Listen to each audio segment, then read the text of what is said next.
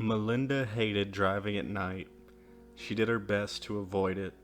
Short trips to the store if she just realized she ran out of tampons or had nothing for dinner after getting home. That sort of thing happened now and then.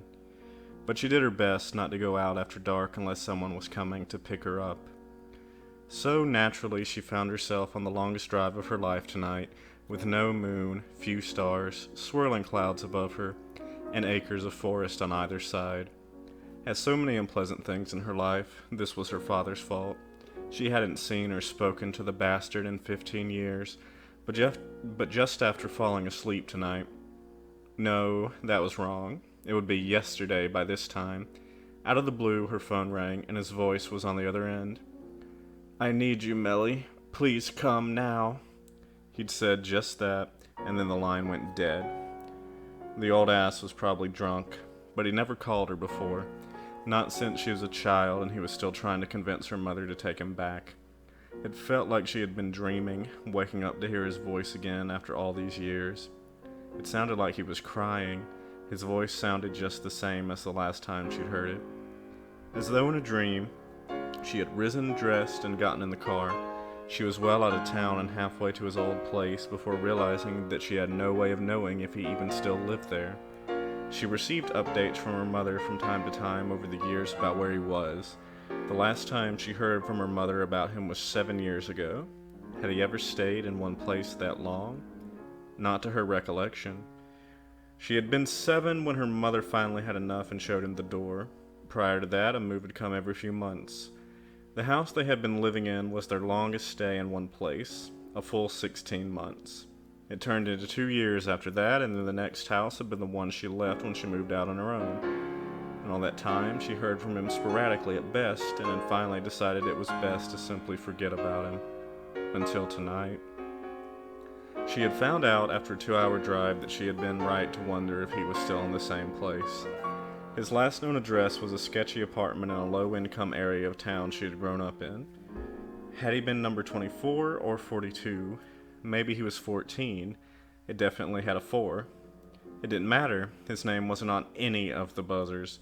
Bastard, her drunk of a father had called her at night, all but demanding she come to him for reasons he didn't even feel were important enough to tell her over the phone, and then just expected that she would know where he lived now. In a flurry of rage, she turned and marched back to her car, slamming the door and starting off in the direction she came. She was so angry she didn't even look where she was going and missed her turnoff. The next thing she knew, she was on this lonely stretch of road. Cars were sparse, but she took some comfort in the fact that she would pass one every half hour or so. Her dashboard clock now read 2:27 a.m. She had been driving for more than 5 hours since leaving her house. At night. Every 5 minutes or so, she checked her cell phone. Ever since realizing she was lost, she had checked her phone and found no bars at all. She even stopped at a gas station, closed of course, just sure there should be some service around here somewhere, but nothing. Take stock of your life, Melly, she thought. You're over 30, you hate your job, you and your mother don't get along, you haven't seen or spoken to your father in just under half your life, you have no time for your friends or a relationship thanks to the aforementioned job you hate, and now here you are, trapped on a road you've never been on before, at night, and you can't even so much as call AMA or let alone check Google Maps. Smart lady you are. She briefly considered stopping and flagging down the next car that passed. She quickly realized the futility of that plan. Any car on this road would also have no service, so there was nothing for it. She'd have to drive until she saw a house. She'd feel bad for waking someone up, but there was no choice. She needed to find her way back to the main highway. But so far, all she could see on either side was trees, mile after mile of trees, no light shining through the boughs, no sign that anyone had ever been here before except that there was a road and people were obviously still driving on it. There weren't even any road signs other than the mile markers. Had she really found the middle of nowhere? She was just in the middle of this thought when her headlights illuminated something just up the road, a square wooden sign obviously made by someone other than the government. This wasn't a gas food lodging sign, or a mile marker, or a distance to sign. This looked like the kind of sign advertising a private business was nearby. She slowed down to read it. Granny Royce's Roadhouse. Come stay the night at Granny's. She'll take good care of you. Room, board, low prices. Next exit. Her heart sped up. She certainly wasn't interested in spending a night at Granny Royce's, but every business had a phone. At the very least, she'd have a map, or know the way back to the highway. She decided she would stop there. She almost missed the turn. Granny Royce's roadhouse was buried at the back of a long dirt driveway, secluded amid the trees. She was almost past the little dirt road that led to the back before realizing it was there. She skidded to a stop and turned in. The little house lay ahead. It was 2 stories and looked to have about 8 to 10 rooms. Big for a home, but small for anything announcing room and board.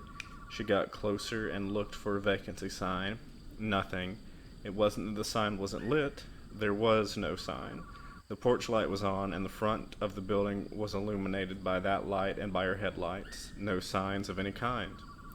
She almost wondered if she'd gotten the wrong place, but she was certain that she had seen no other exits between this house and the sign announcing it. She paused in the driveway and looked out and took out her cell phone. Still no service. She did a quick search for any available wireless signals. To her complete lack of surprise, there were none, not even any secured. There's no one here but me, she thought. At this point, she wouldn't be surprised to find the house empty as well. But the light was on, and this was supposed to be a roadhouse. Someone would be manning the front desk.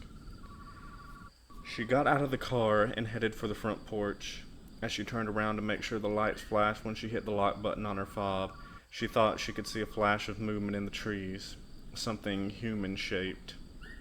She stopped and looked back. Nothing. She decided she imagined it. At the front door, she hesitated. If it really was a roadhouse, then she should be able to just go in. But what if she got the wrong house? If she tried the door and just walked in, she could find herself arrested out here in butt-fuck nowhere. Cautiously, she tried the knob. It turned. She pressed gently on the door. It opened. Relief flooded through her when she saw that she was in a small but tastefully decorated foyer that had obviously been repurposed as an admissions area. A quaint desk with an honest-to-God guest book had been placed in the far right corner, and some chairs had been set out along with magazines on a table. She read the titles briefly: Mademoiselle, Blue Book, The New Country Life, Arts and Architecture, before turning her attention to the little desk. There wasn't a computer. That was a cute touch. It was like the house was from a past era. Perhaps old Granny Royce didn't really like modern technology. There was, however, a little bell, just like there would have been in 1929. It wasn't even the round silver kind you slapped a ring. It was a little porcelain handbell. This place was starting to out-cute her. Please let her have a phone, and please let it use the number plan, not 50s exchanges. She picked up the bell and gave it a shake. For a while, nothing happened. Then she saw a light come on in the back room, and the shadow of an old woman sprang up on the wall. The shadow moved toward her, and within a few seconds she saw its owner, Granny Royce, who perhaps looked like every grandmother in every storybook ever. "Well, goodness me," she said. "My lands, good morning, dearie. Pardon my tardiness, but it's been a while since we've got guests at this hour. Can I take your name, honey?" Granny Royce was smallish, her gray hair tied in a neat bun behind her head, a dress that would have looked like it belonged to a senior citizen in the 20s, and a faded pink sweater. Melinda thought that she looked just like she would have wanted her own grandmother to look, but her mother's mother had died when she was young, and she never met her father's mother. It almost hurt to deny the sweet little woman her business, but nevertheless she had to get home. "Actually, I'm sorry," she began, "but the fact is I'm lost. I'm not even sure where I am in the direction of—" "Oh, you poor thing," said Granny Royce. "You just sit down and let me fix you some tea or something. You must be cold." "Really, thank you, but I'm okay," Melinda said gently. "I just need to use the phone if I could. Or if you've got a map, even that would be lovely. I really only live a couple of hours from here."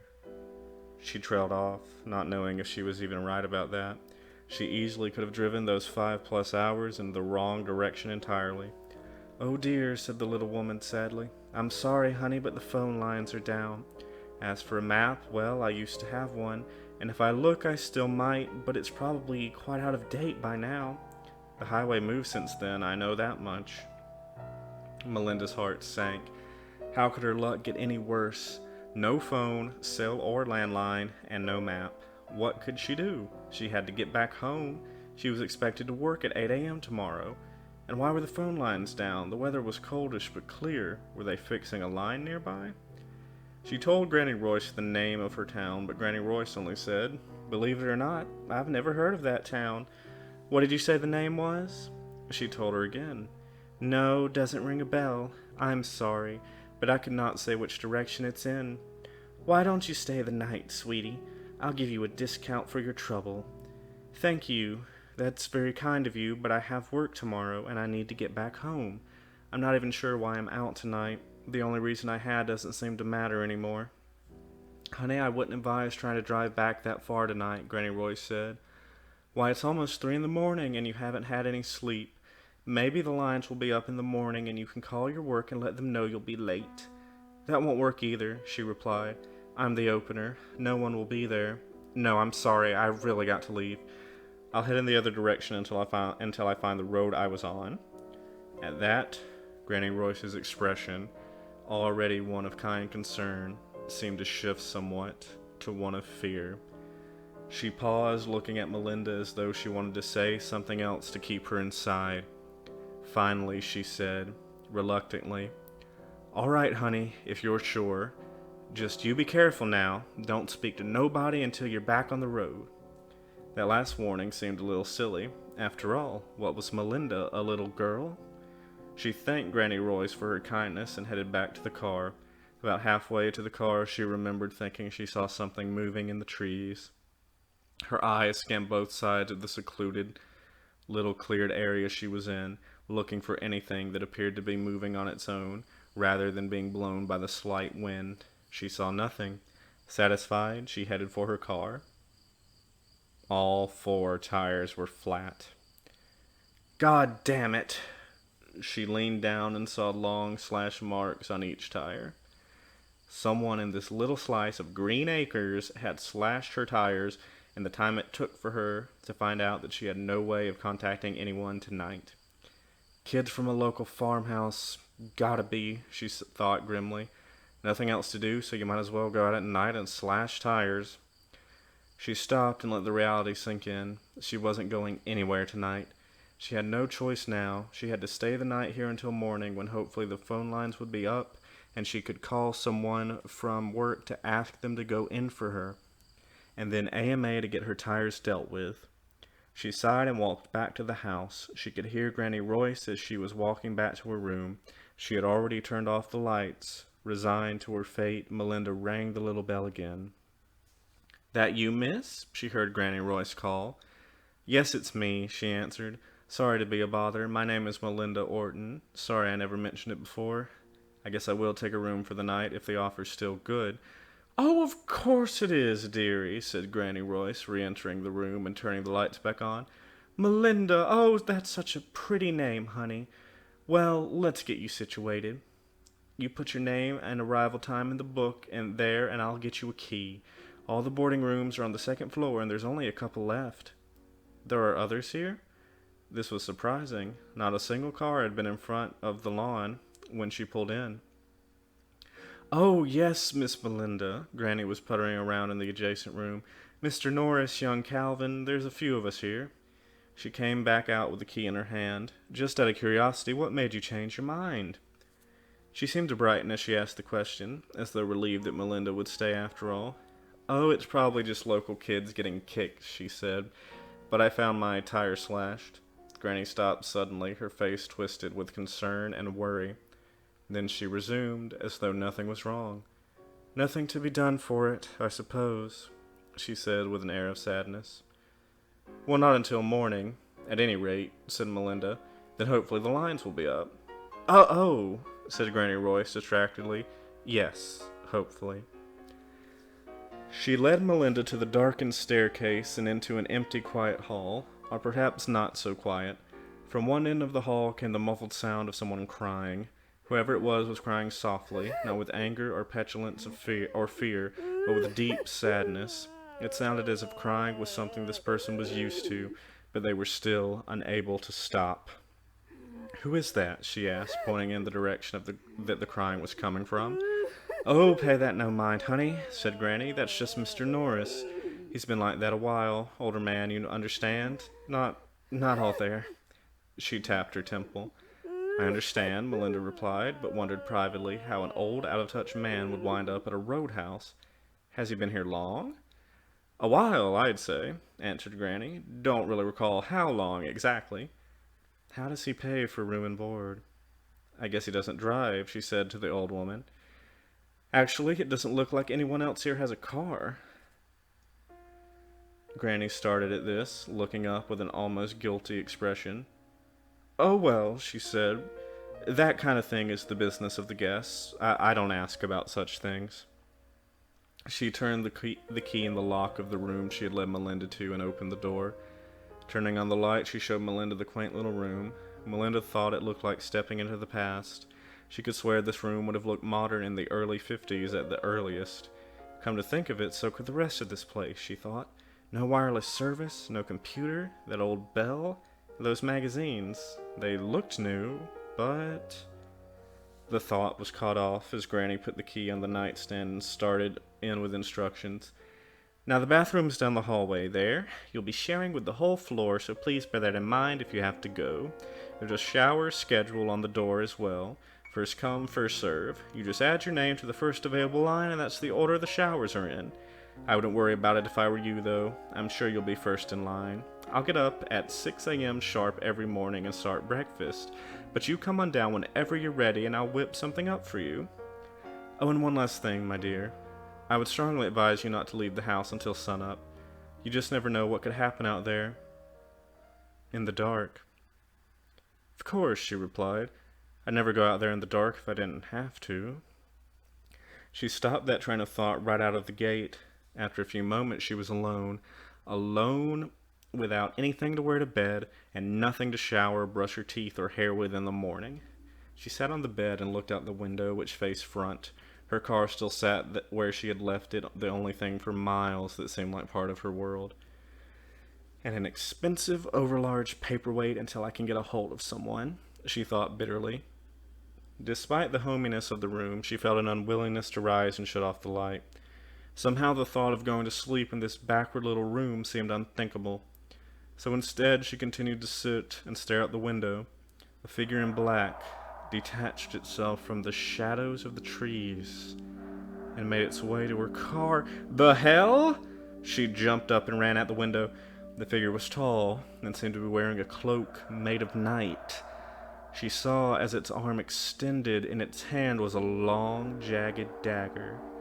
It dragged the dagger across the side of the car, leaving a long gash mark in the paint and metal. "Hey!" she shouted. The figure kept dragging the dagger. She'd reached for the window to open it. It wouldn't budge. She looked for a lock, but couldn't see one. "Hey!" she yelled again. This time the figure raised its head.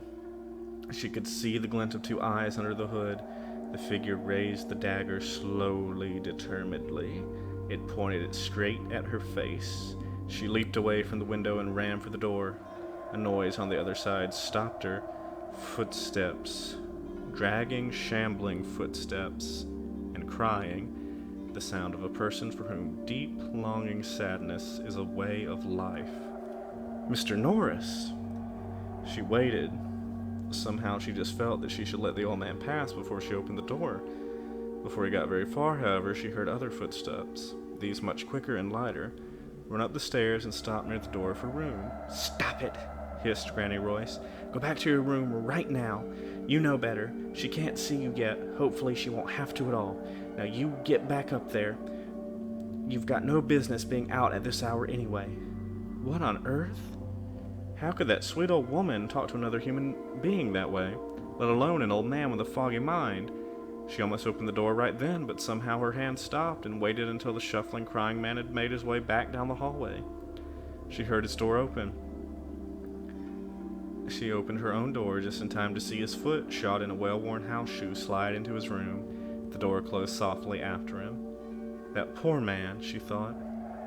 But now she was determined to find out what was going on. The punk outside in the Halloween costume slashing up her car, followed by Granny yelling at the old man, made her begin to understand that not all was well here. She went back down to the front desk area, which was completely unlit except for the moonlight and porch light coming through the window. There was, however, a light on near the back room that Granny had emerged from before. Melinda paused to take a look outside the front window. The maniac with the dagger was nowhere to be seen for the moment, but she was now determined that it was he that she had seen moving through the trees. He could have killed me. She strode in the direction of the light, seeing that it was the light to the kitchen. She kept going, expecting to find Granny Royce still purring about with whatever an old innkeeper did with herself during the early hours of the morning. Instead, she found Granny sitting with a young man of about 20. He had dark hair and a scruff of stubble, and was wearing a dark brown corduroy shirt and khakis along with a pork pie hat. He looked like he was ready to go sell newspapers on a street corner in the 30s. He was quietly sipping tea while Granny was admonishing him from the other side of the table. "Now that was a horrible thing to say," she said. "When I was your age, young men minded their manners." "That's a laugh, talking about my age," muttered the young man with a sneer. "And just how old are you? Do you even remember?" "Calvin Davidson, you are trouble, young man," she hissed back. Neither had noticed Melinda yet. "One of these days you're going to say something you'll regret." "Oh, come on, Granny. What could I possibly say that will make things worse than they already are?" demanded Calvin. "I mean, look at old Mr. Norris up there. Both of us are old... hello, miss. I didn't know we had anyone else here." He had just seen Melinda. Hi," she said. She had the feeling she'd walked in on an old argument the two of them had many times, and that did not concern her. Her fear and anger were forgotten for the moment. Calvin had been talking to Granny like a sullen kid, but something about what they were saying seemed wrong. "Can I help you, Melinda?" asked Granny Royce. "Is there something wrong with your room?" That brought her back. "No," she said, "the room is fine, but nothing else is. I mean, what on earth do you even have a roadhouse out here where it seems like no one ever stops? Why are most of the rooms full even though mine is the only car out there? Why did I hear you talking to Mr. Norris like he was a dog? And why would you want to make sure that I didn't see him?" She got no further before Calvin cut her off. "Good Lord, she's not even been here a night and she can see it. Why did you even let her in, Granny? Why didn't you just bolt the door? Hell, if I could go take down that sign, don't you think I would have by now? Lord love a duck." "There's something you don't hear many young men say," thought Melinda. She decided to ignore Calvin for the moment otherwise. "And besides that, there's something out there. He's the freak who slashed my tires, and he's been out there messing up my car since then, and you can't even call the police. Are you going to tell me you've never had vandals out here before?" There was a long pause in the room. Neither Granny nor Calvin seemed willing to break it. Calvin scratched at his neck. For the first time, Melinda noticed a red slash at his throat, half hidden by his collar. It looked like either a very fresh scar or a slightly healed wound. "Listen, miss... I don't know your name," he finally said. "Melinda," she told him. "Melinda," he repeated. "Melinda, I think you should sit down. I have to tell you something that you may find troubling." Melinda did not like how he said that. She also didn't like the way his tone had switched from sullen child to serious adult. He looked several years her junior, but he was talking to her like he was her uncle, or her boss. He swallowed a sip of tea and sighed. Then he looked her straight in the face and said, "The reason I don't have a car out there is that when I got here, no one my age, no one in my line of work, would have owned a car. It would have seemed like an impossible dream." What are you talking about?" she asked hesitantly. "I worked in a textile mill," he said. "The mill was shut down by the time I got here. Most businesses were. So I struck out on my own, a drifter looking for what work I could find. And I stopped here. Forever." "Businesses were shut down? I don't understand," said Melinda. "We're having a rough time of it now, but businesses are mostly staying open." "Not then they weren't," said Calvin sadly. "I arrived here in 1929. Melinda blinked. Something had exploded behind her eyes. "This place was new then," said Granny. "My man and I had just opened it, and young Mr. Calvin was a sweet young lad of 16. I offered to take him on as hired help, over my husband's objections. Well, my husband was a well-meaning man, but he knew how to pinch a penny. 'Twas 'Twas a year after I took Calvin on that Mr. Royce died. Calvin and I have been here ever since. And every few years or so, someone joins us. Yep, Calvin broke in. Miss Tilly was the first. She was a woman of ill repute who ran here, pregnant and scared that the man who'd run up her trade in New York was going to find her and kill her. She and that baby. He broke off, now seeming on the point of tears. And then, said Granny, there was Mr. Standish. He was a traveling minister. He doesn't travel anymore. Mr. Norris got here in '69, said Calvin. His story is probably the worst. He was a bank robber. You see, carried a pistol, and he didn't like learning how long we'd all been here. He paused, stood, and walked to the kitchen window. He tried to leave on his own, you see. He ain't the first to try it. That was me, actually. I warned him not to try, but he wouldn't listen. But when he got outside and met him... Calvin, hissed Granny. We don't talk about this. She's got to know, said Calvin. There's no point in her finding out slowly. There's still a chance for her, said Granny in a stage whisper. All she has to do is wait until morning. She's not going to wait until morning, said Calvin, with some remorse in his voice. No one ever waits until morning. The fact that she came down here is proof enough of that. Besides, what good would that have really done her? Her car is useless. We have no phones here. There was no phone when this place went up, and there won't never be a phone here. You know that. Okay, everyone stop, Melinda shouted. That's enough. Now, you can't keep me prisoner here, and I have no intention of staying any longer. Only that knife-wielding maniac out there is keeping me from running up the road this minute. Now, I need to know what's really going on here, and I need to know it now. We've been telling you, Calvin said. Granny may not want you to know everything, but you need to, because you won't be leaving. Oh, we're not trying to keep you prisoner. I don't even care if you run out that door right now, but you'll never leave this house again afterward. Like hell I won't, yelled Melinda. Listen, child, said Granny, raising from her spot on at the table. Listen, please. None of us mean you harm, my dear, not even Mr. Norris. There's scant he can do any more, and he knows it. That's why he's up there crying all the time. But we're stuck here, all of us. I hope there was a chance for you to run for it in the morning, but Calvin's right. There's no guarantee you'd be safe in the morning anyhow. What the hell is wrong with this place? Choked out Melinda. She was beginning to break down. She could feel the tears welling in her eyes. It was about a month after Mr. Royce died, said Calvin, when he came. He was wearing that long black robe and carrying that ridiculous dagger. I saw him when I was trimming the hedges in the back. I told him he needed to get out of here because I didn't like his look. He moved so fast I never saw it coming. And he got me from here, Calvin touched his neck, to here. He touched his lower abdomen on the opposite side from the neck slash. He began to undo his shirt. Melinda almost vomited. Under his shirt was a long, ugly slash that went deep and was still seeping blood. She could see bone, muscle, and intestines wriggling within that mangled ruin. I died that night, said Calvin. But then, I didn't.